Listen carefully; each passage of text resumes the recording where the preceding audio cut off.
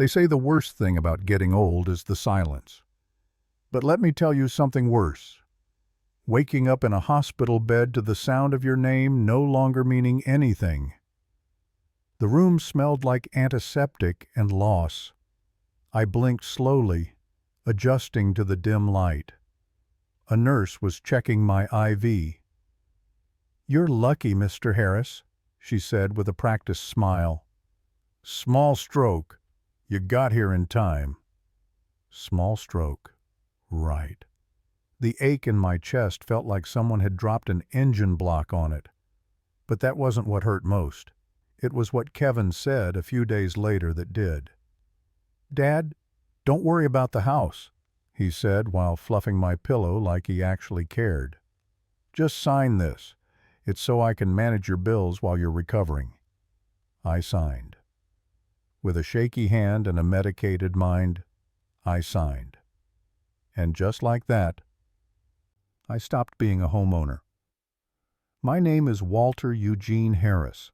I'm 68 years old. I've lived in Modesto, California my entire life. I raised Kevin under that roof, painted every room myself, even replaced the plumbing when the city said it couldn't be done. That house was me, and now it's not.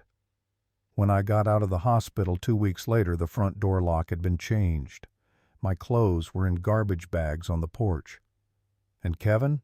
He was inside, watching my television, sipping beer like he hadn't just exiled his father. "You don't live here anymore, Dad," he said. "It's in my name now. You signed it over, remember? Have you ever stood on the porch of your own life and felt like a stranger? I did. Right then. Right there. And I can still hear the sound the screen door made when he slammed it in my face. Before I continue this story, I want to thank the Father's Advice channel for giving me a place to speak. If you're watching, tell me where you're tuning in from. I'd like to know there are still folks out there who haven't forgotten what respect means. Because what Kevin forgot is that I may be old, but I am not dead. And he just turned a tired father into a man with nothing left to lose. What he doesn't know yet is that signing that one paper might have destroyed him, not me. The motel was $42 a night, cash only. The kind of place where the ice machine never works and the pillows smell like old cigarettes no matter how many times they wash the cases. But it had a roof. And after 13 nights in a hospital bed surrounded by beeping machines and forced politeness, that was enough. I sat on the edge of the bed, still wearing the hospital socks. My clothes were crumpled in a trash bag beside me, the ones Kevin had stuffed on the porch like garbage. I hadn't eaten all day. I opened a bag of stale crackers I found in the nightstand. Salt burned the inside of my mouth. Then I saw it. At the bottom of my hospital bag, folded into a medical brochure about post-stroke care, was the document Kevin had me sign. The deed, typed neatly in the middle. Transfer of title. Signed by me. Witnessed by a man I didn't know. Notarized by someone named Devin Clymer. My stomach turned. Kevin always had that charm, the kind that made waitresses laugh and landlords give him just one more chance. He worked jobs he couldn't keep, chased ideas he never finished, real estate license for 6 months, crypto trader for 9. Last year, he tried selling essential oils to old church ladies and got banned from 3 congregations. But I never believed he'd come for me. And the worst part? My wife Sharon would have seen it coming. She always said, "That boy has too much sugar in his mouth and vinegar in his spine."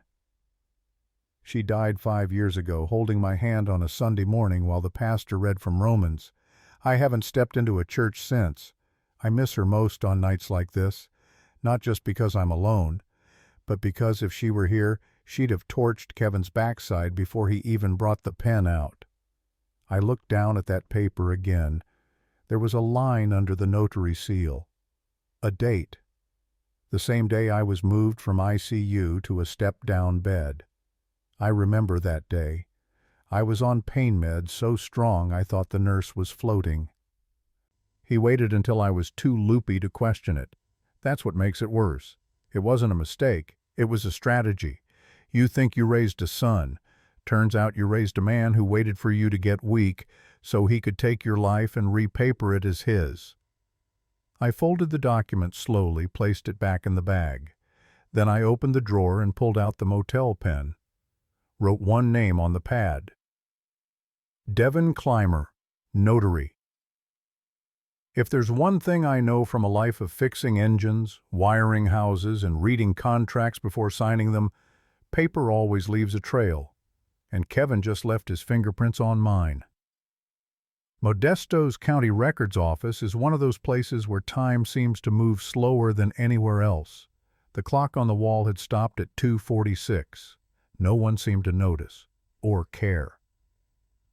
I waited 40 minutes for the woman at the counter to print me a certified copy of the deed.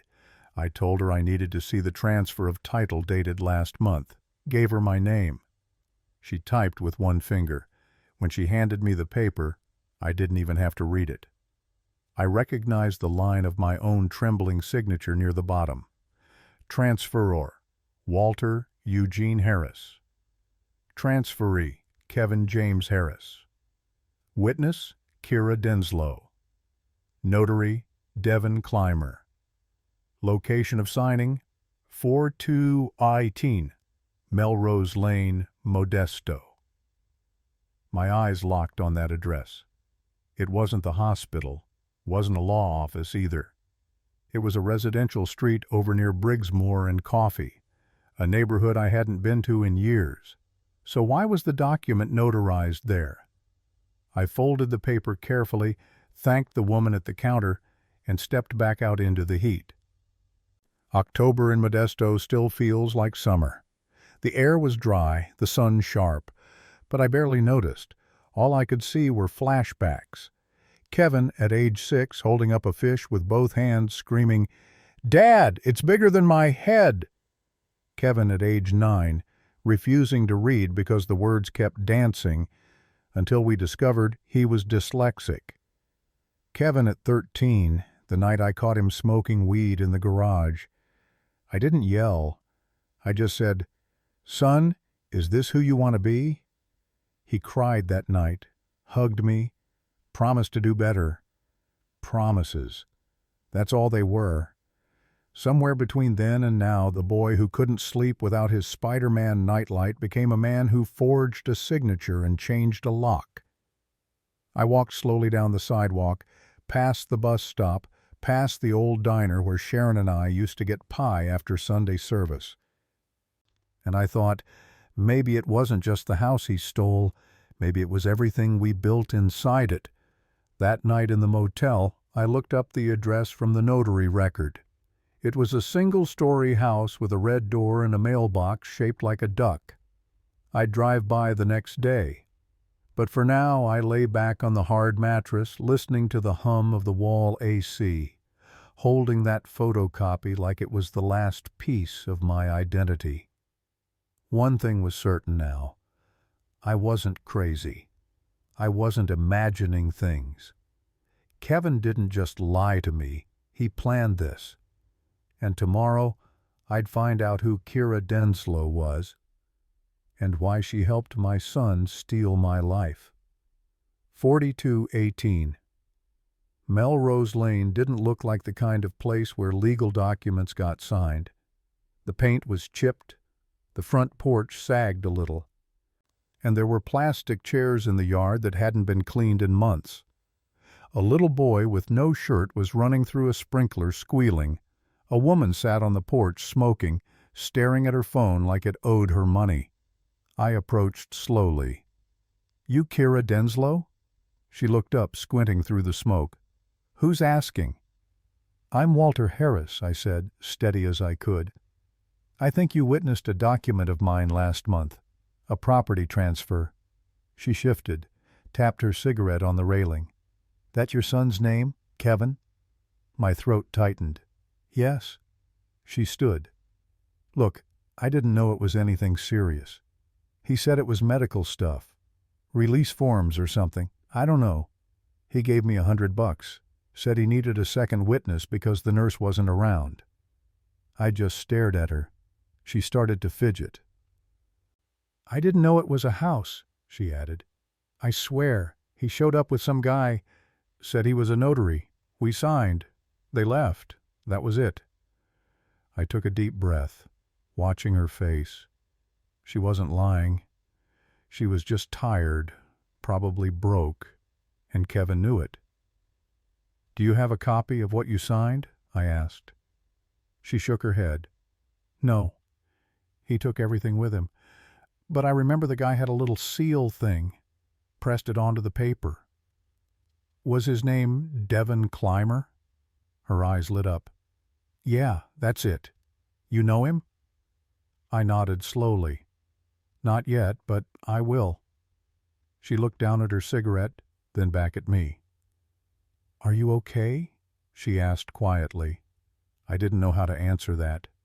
How do you explain what it feels like to stand in front of someone who helped steal your home and know they didn't even realize they were part of it? I left without saying much else. Just thanked her, asked for her number, said I might need to ask a few questions later.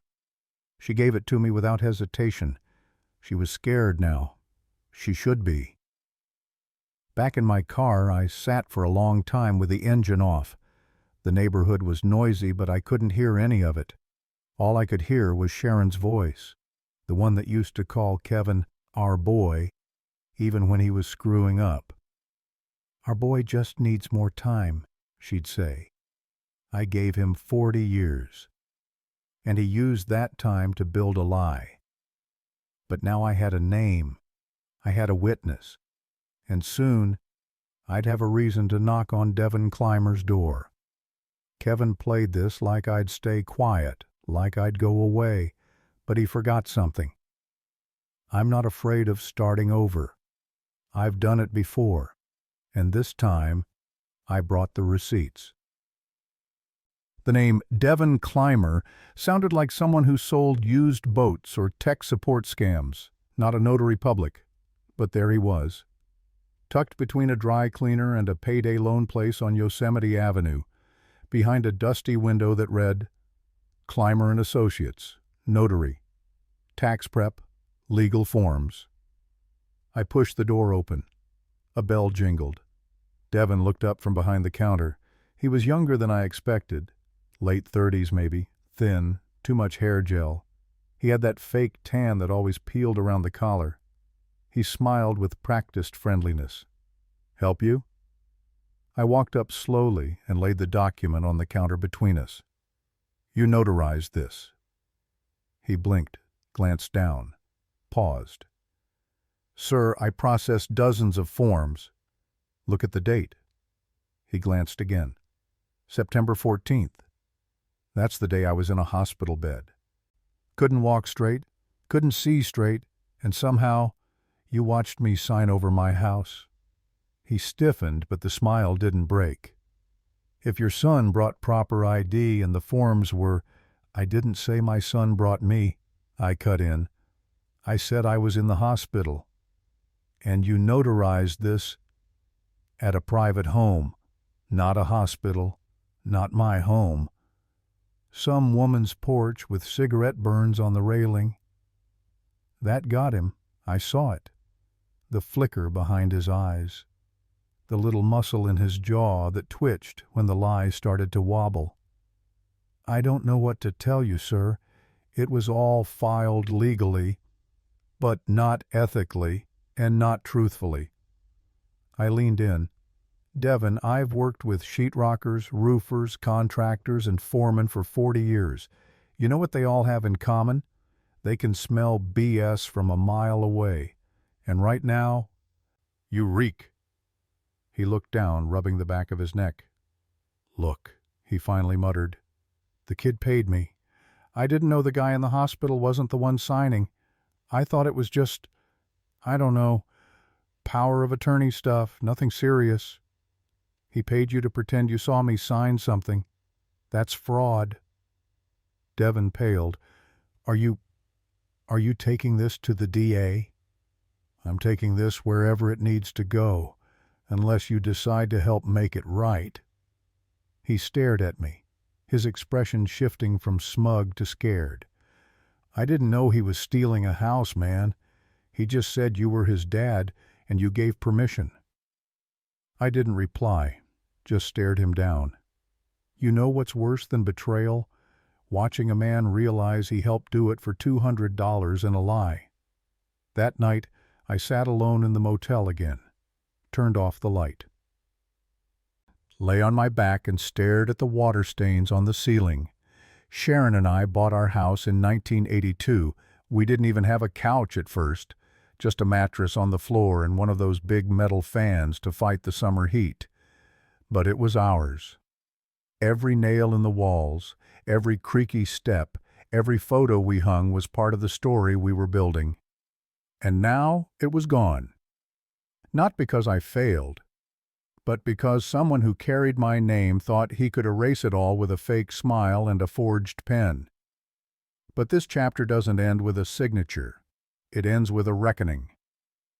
Devin agreed to write a statement, and I'm going to use it, because the next knock won't be on some office door. It's going to be on Kevin's. From across the street, the house looked smaller. Maybe it was the new paint, some pale blue that clashed with the red brick.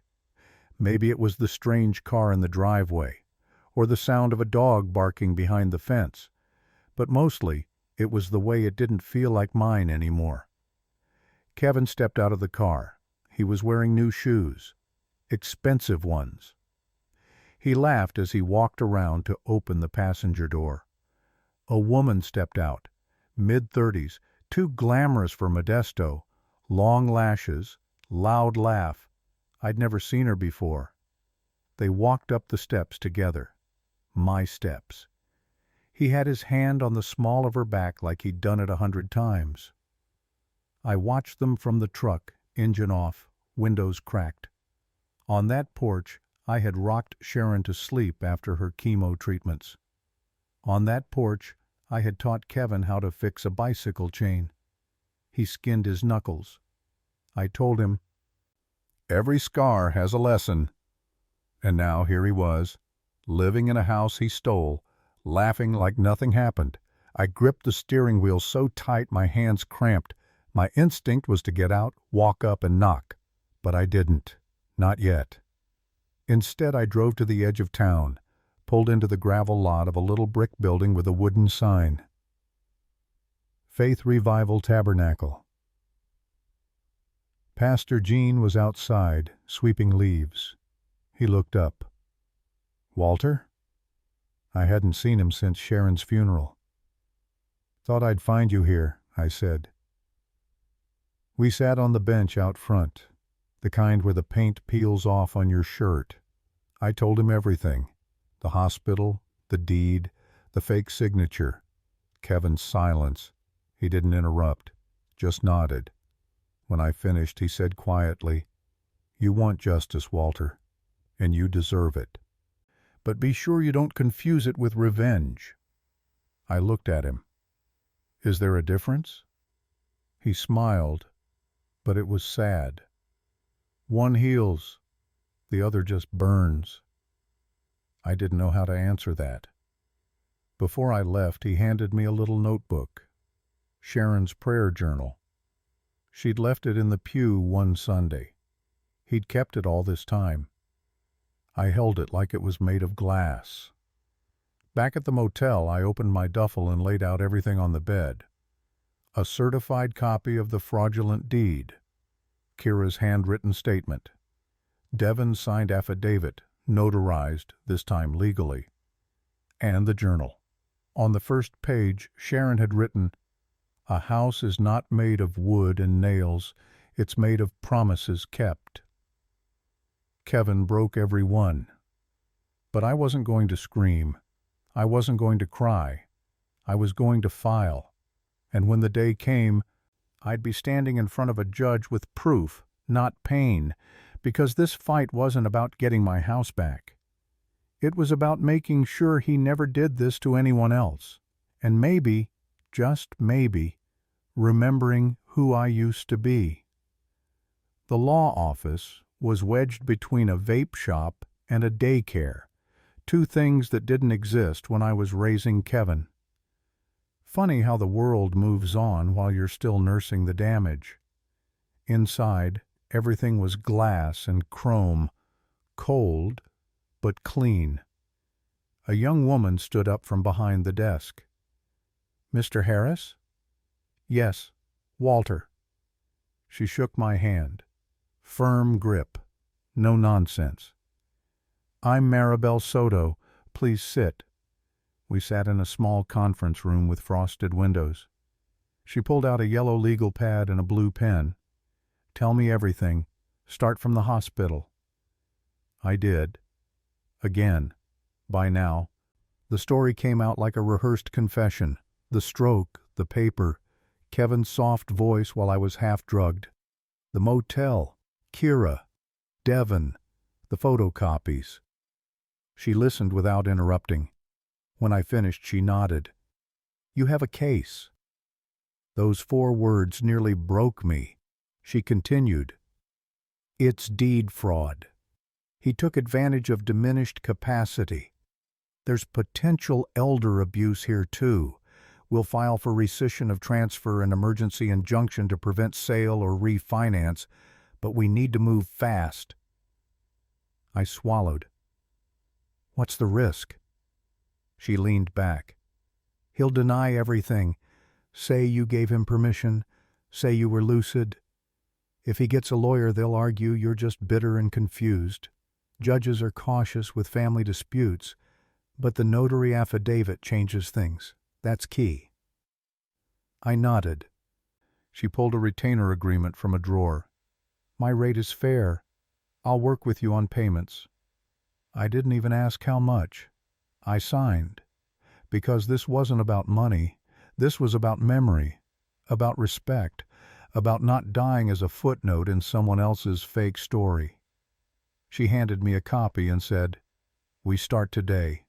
First thing I'm doing is sending a cease and desist to your son. He'll get it in 2 days." I stood slowly. My knees ached, but my spine was straight. "Thank you," I said.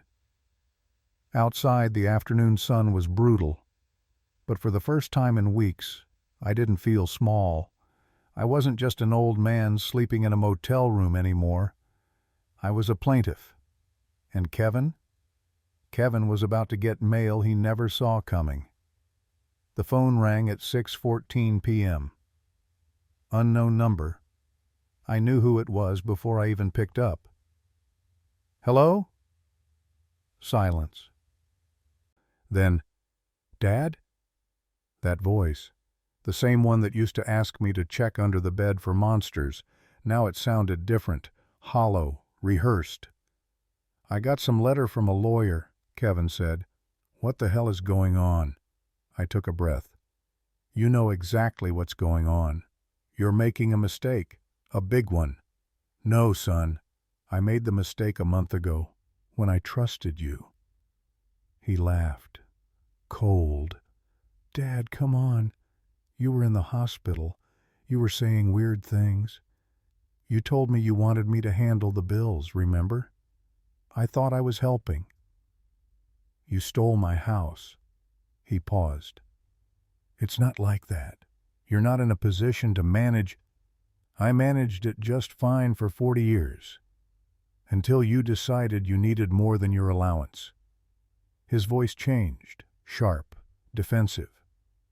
"This is insane. You're letting some lawyer manipulate you. I'm letting the law do what it's supposed to do, protect people from snakes who wear their father's name." More silence. Then he said something that made my blood run cold. "If you fight me on this, it's going to get ugly. You sure you want that?" I almost laughed. I was a union electrician during the Reagan years. I've fought uglier. He didn't like that. "I don't want to do this, Dad," he said, softer now, like he was offering peace. "You already did it," I replied. "And now it's my turn." I hung up before he could say anything else. Then I sat on the edge of the bed, that stained, lumpy motel mattress, and just let the silence fill the room. Not grief this time, not fear, just the deep, steady breath of a man who knows he's not alone in the fight anymore. That night, I moved out. Old buddy from the union, Leroy, had a spare room and a stronger handshake than most men half his age. "You stay here long as you need," he said. "Ain't no way you're finishing this battle from a motel." I brought my duffel bag inside, laid the court documents on the nightstand, hung Sharon's prayer journal on the wall like a photo frame. Because this wasn't just about getting the house back. This was about reclaiming the kind of man I used to be. And Kevin? Kevin just realized he's not the only one who can make a move. It's my board now. The knock came around 7:30 p.m. Leroy was out back fixing something on his truck. I opened the door expecting a delivery.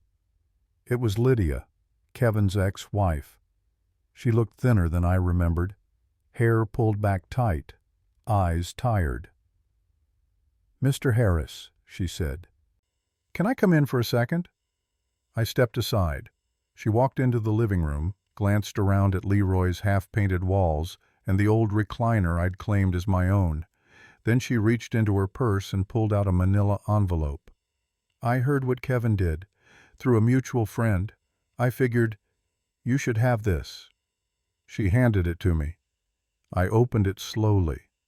Inside, printed screenshots of a text thread where Kevin bragged to a friend about getting the house without a fight. A bank statement showing a sudden deposit into his account the same week the deed was filed.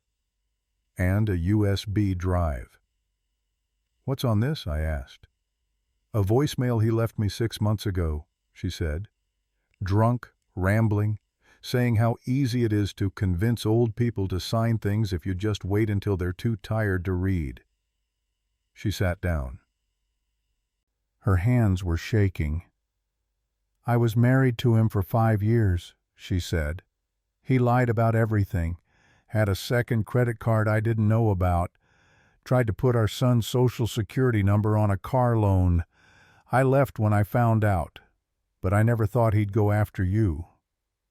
I didn't know what to say. Sometimes the deepest wounds aren't from the act. They're from realizing the person was always capable of it.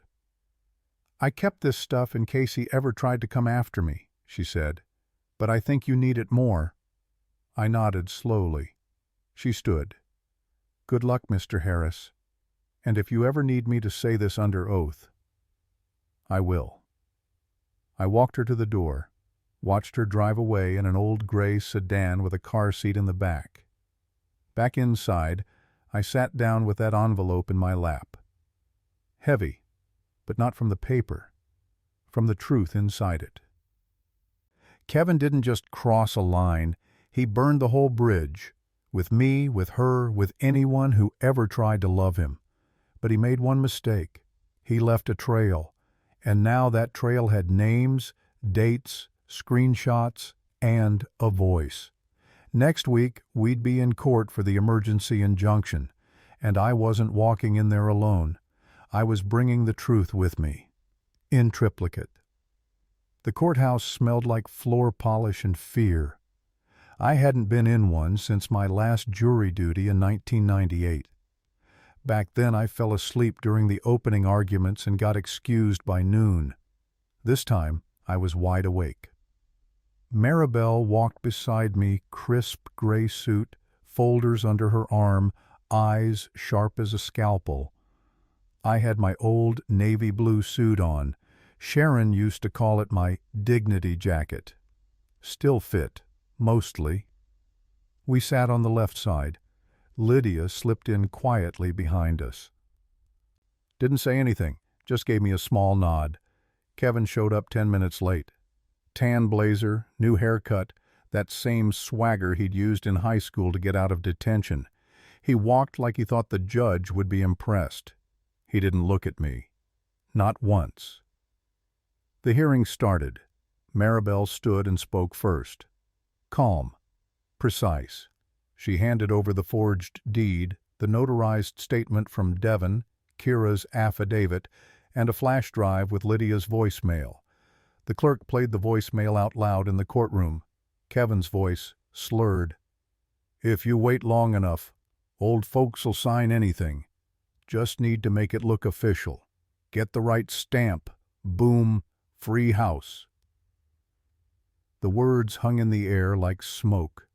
Kevin's lawyer, some guy in an ill-fitting suit, objected, but the judge allowed it. Then came the screenshots, the bank records, the date discrepancies, every piece stacked like bricks until the wall was too high to climb over. Kevin sat back, arms crossed, jaw tight. No more smirk. The judge, a silver-haired woman with half glasses and a voice like gravel, looked at me directly. Mr. Harris, did you intend to transfer ownership of your home to your son on September 14th? I stood. No, Your Honor. I was recovering from a stroke. I don't even remember signing anything.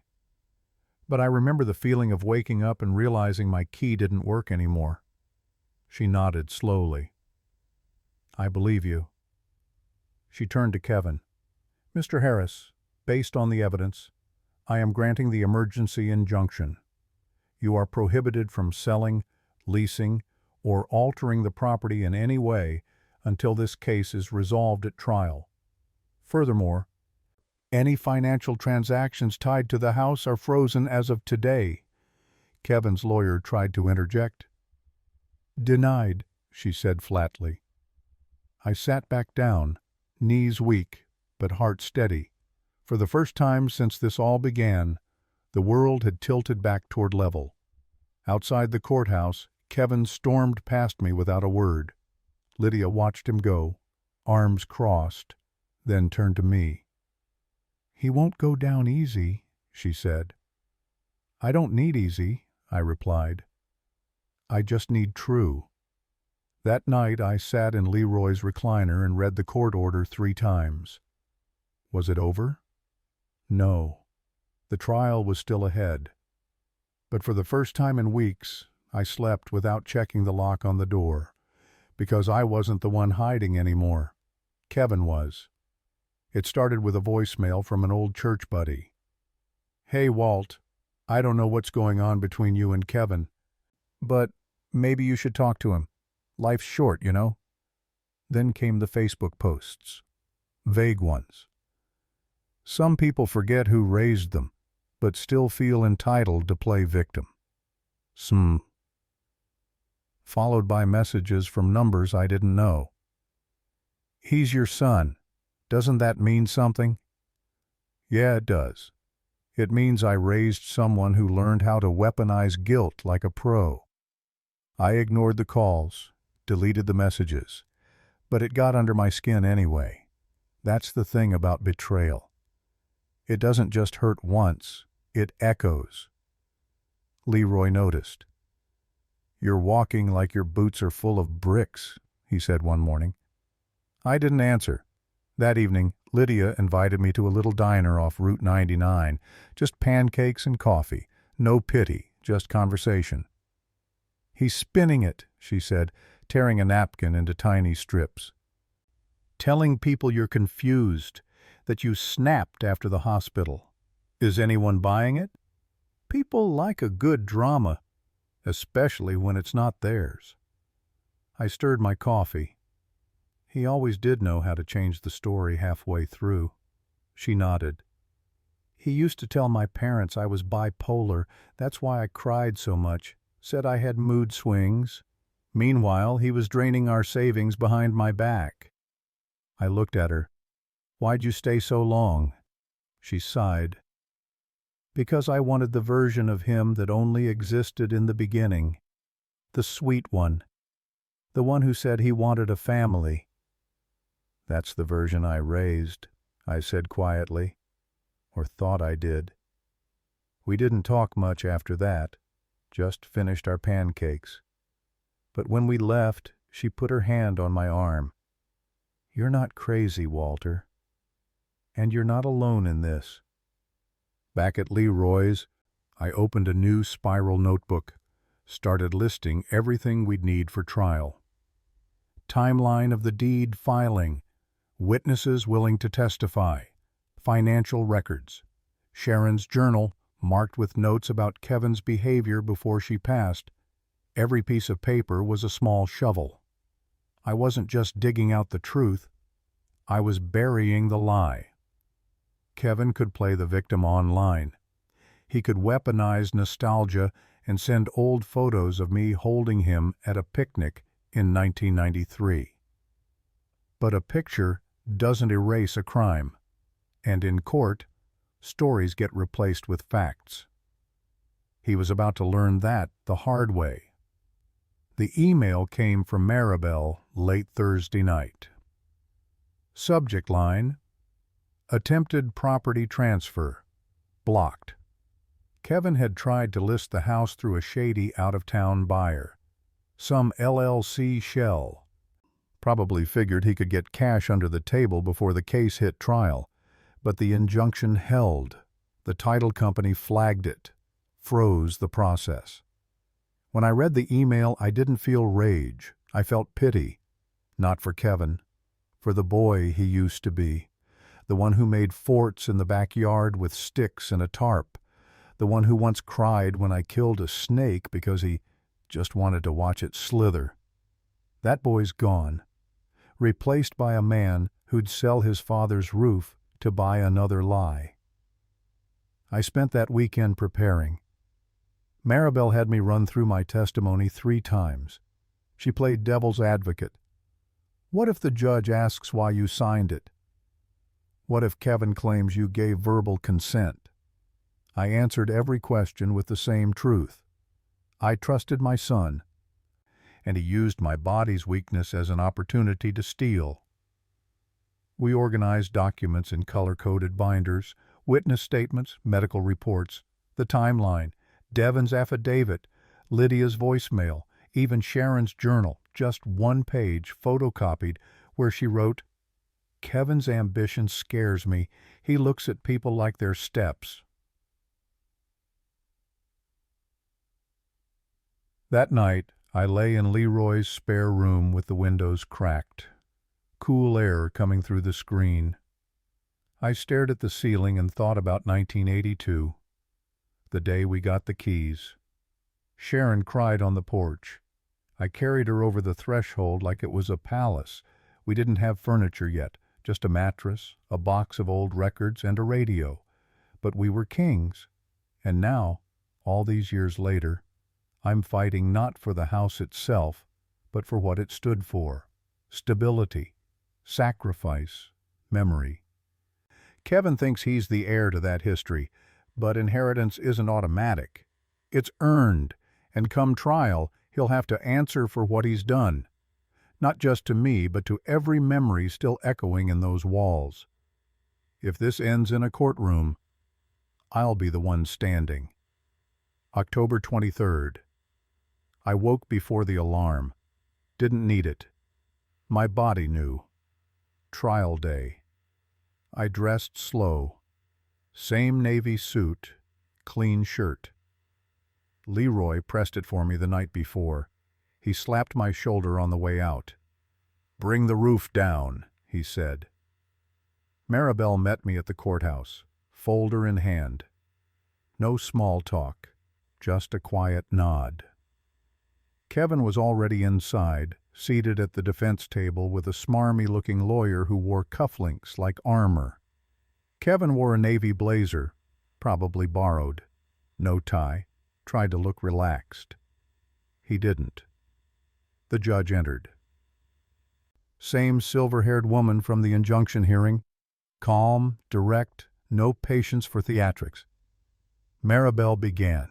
She told a story, not with tears, not with rage, with facts. "Mr. Harris," she said, "suffered a minor stroke. During his recovery, his son approached him under the guise of financial help. While Walter was still medicated and disoriented, he was handed a deed.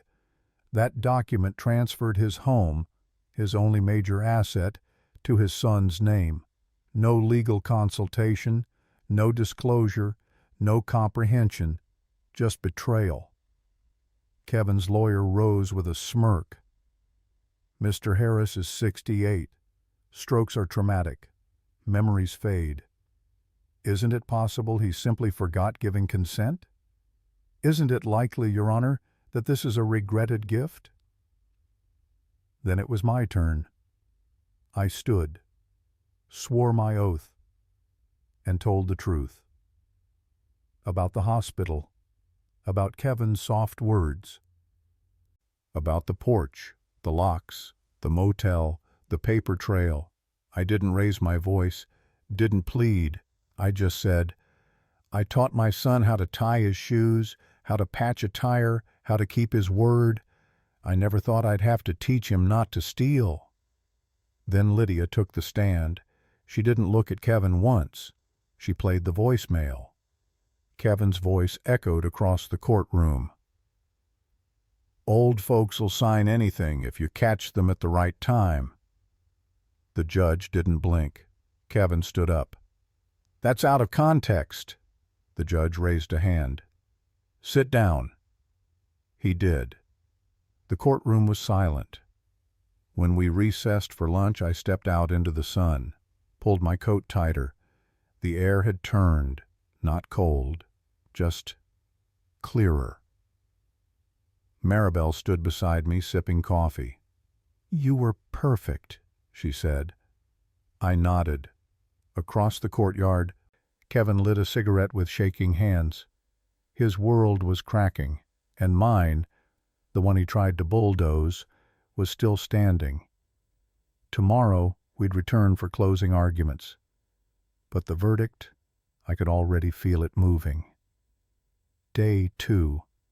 I didn't sleep much.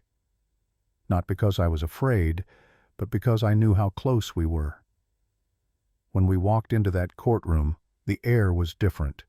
Kevin's shoulders were lower, his jaw tighter, even his lawyer seemed smaller. Maribel stood. Her voice didn't tremble once. Ladies and gentlemen of the court, she began, this is not a case of miscommunication. This is not a misunderstanding. This is calculated deceit. Walter Harris trusted his son, not with money, not with power, but with love, with the assumption that a child would protect, not plunder. She paced slowly. Kevin Harris took advantage of illness. He used trust as a weapon, and he forged a signature not just on paper, but on a life. Then she rested.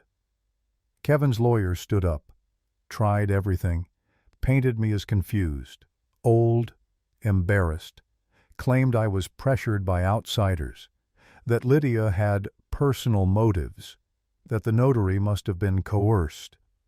The judge didn't interrupt him. She just wrote. And when it was over, she looked at us, all of us, and said, "This court will deliberate. I'll return with a ruling tomorrow morning at 10 o'clock a.m. Gavel dropped. I exhaled. Outside, the air had that October edge, cool, sharp, full of change. I sat on the courthouse steps, tie loosened, coat open. People passed me without knowing the war I'd just walked through. And in that moment, I heard Sharon in my head. You've always been the kind of man who stands back up, Walter, no matter how many times you're knocked down. She wasn't wrong. Behind me, 2 days of testimony, truth, and pain. Ahead of me, one ruling. But here, right here on these steps, I realized something. Even if I lost, he didn't win. Because I told the truth, in public, under oath, with my spine straight and my eyes forward. And no son, no thief, could take that away. October 24th, 10 o'clock a.m. I arrived early, sat in the hallway outside courtroom 3B with a styrofoam cup of coffee, and silence in my bones. Lydia showed up. Maribel, too. Leroy called that morning and said, "Win or lose, you stood up like a man ought to." Kevin came in late, again.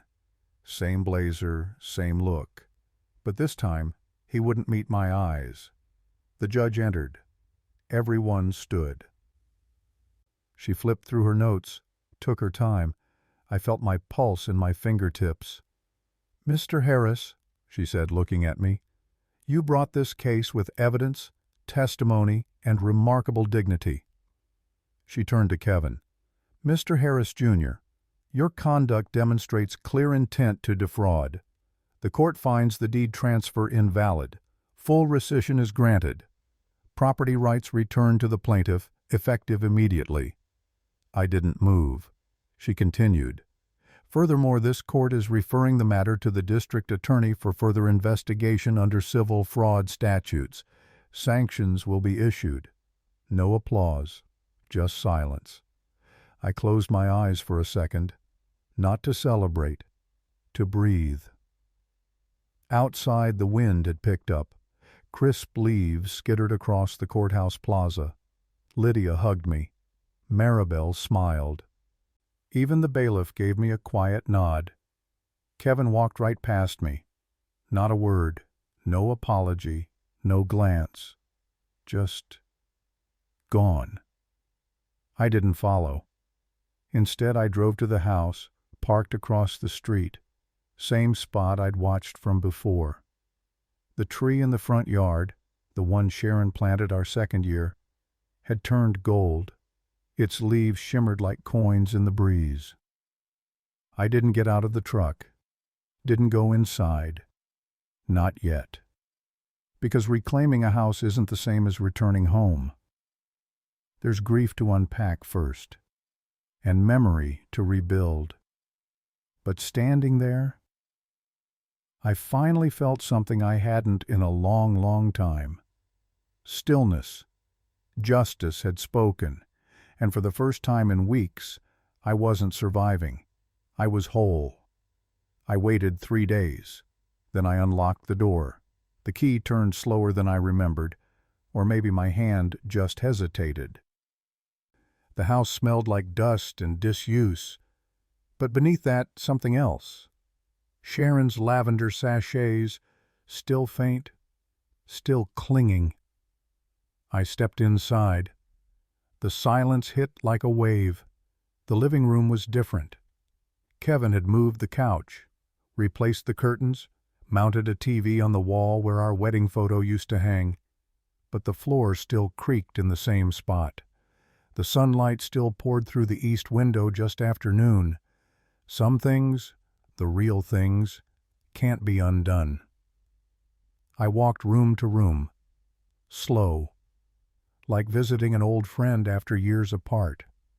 The kitchen still had our ceramic rooster timer, cracked but working. The dent in the sink from when Kevin dropped a pot when he was 12, still there. Our bedroom. He hadn't touched it. Her shawl still hung on the closet door. Her hairbrush still on the dresser. Dust covered, but waiting. I sat on the bed, didn't cry, didn't rage, just breathed. She built this house with me, not with bricks, but with meals, laughter, Sunday songs, whispered arguments, and warm coffee. This wasn't just a structure, it was her last gift. Kevin tried to take it, but he couldn't take her echo. I stood and opened all the windows, let the wind move through like a cleansing prayer. Then I started cleaning, slowly, intentionally. I threw out what didn't belong. I opened every drawer. I swept every corner. Not because I needed to, because I was ready. This house wasn't haunted. It was healing. And so was I. The mail started coming again. Not the bills. Those had always found me. But real mail. Letters from friends. Cards from old co-workers. Even a pie from the McMillans 2 doors down. I didn't know what to say, their note read, "but we're glad you're home." Home.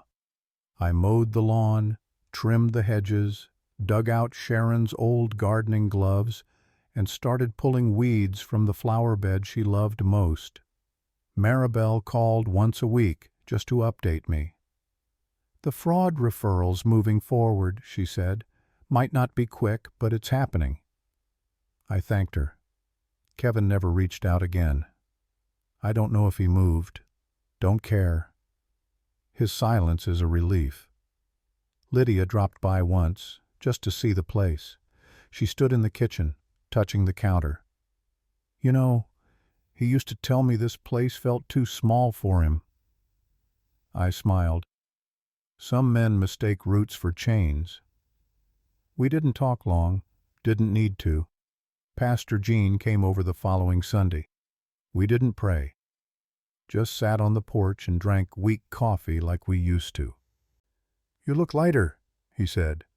"I feel it." Later that week, I was dusting Sharon's old bookshelf and found something wedged behind her nightstand Bible, a folded piece of stationery. It was my handwriting, a note I'd written her years ago. No occasion, just a Tuesday kind of love.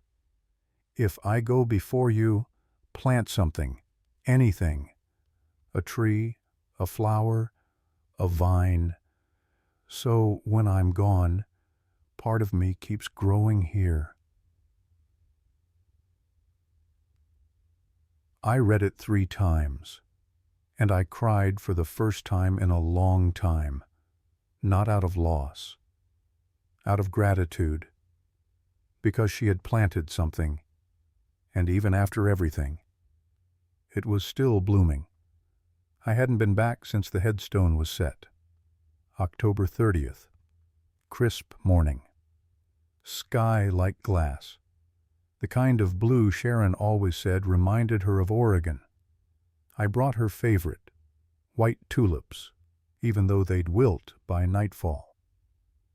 I stood there a long time, hands in pockets, words stuck somewhere between my lungs and my throat. But eventually, I found them. "They tried to take it," I said softly. "Everything we built, the home, the memories, even the dignity." I paused. "But they couldn't. You were too strong for that." A breeze lifted the edge of my coat. "I miss you. Every morning. Every time I sit at the table and there's only one cup. Every night I walk past the spot where you used to read." I knelt and placed the tulips against the base of the stone. "But I'm still here, and the house is still ours, and your voice, it never left." I sat in silence for a while. Then, when the wind picked up, I stood and turned back toward the truck. That afternoon, I planted a sapling in the front yard.